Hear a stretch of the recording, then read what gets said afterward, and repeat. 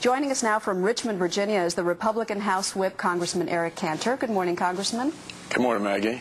Let's begin with the President's housing bill, since we were just talking about it. Unlike the stimulus, will you urge your fellow Republicans in the House to support this? Well, Maggie, I think, first of all, when we're looking at the housing situation, we ought to all be aiming for the fact that Americans should have every opportunity to achieve the American dream and own a home. We should also do everything we can to make sure that those who are in their homes stay in their homes.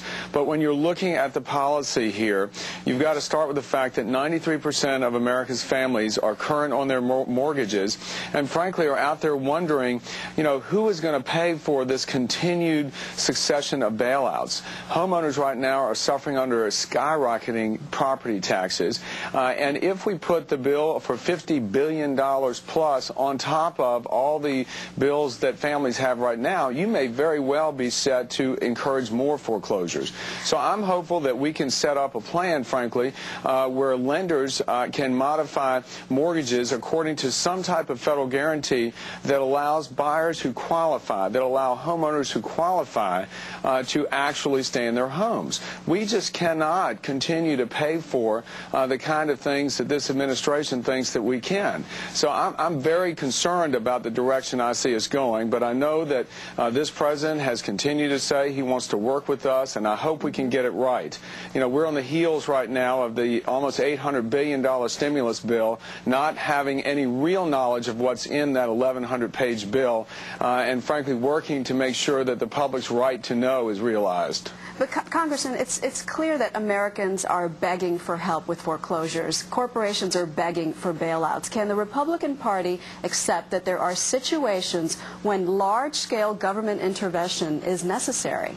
Well, there's no question that the last stimulus bill that passed last week, the nearly $800 billion bill, had some programs in it that we support. I mean, listen, for infrastructure projects that are ready to roll, that we can create jobs within the first 12 months. But everyone opposed it. Why? Where's the bipartisanship? Are you afraid of being seen as obstructionist? No, listen, we presented a plan that was smarter, that was simpler, where we applied the analysis of President Obama's economic folks themselves, which said, this analysis said that our plan created twice as many jobs at half the cost.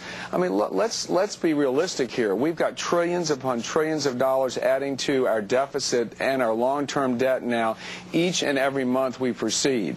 At some point, I think the people of this country are beginning to understand who is going to pay for all of this. Money doesn't come out of anywhere, of nowhere.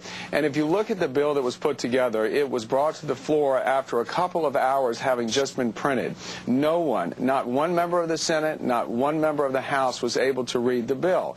And I believe the public's got a right to know. So the fashion in which this plan was put together by Speaker Nancy Pelosi and Leader Harry Reid was just unacceptable. All right, Congressman, we have to leave it there. Eric Cantor, I'm sorry, we're out of time. Thank you for taking the time this morning. Thanks, Maggie.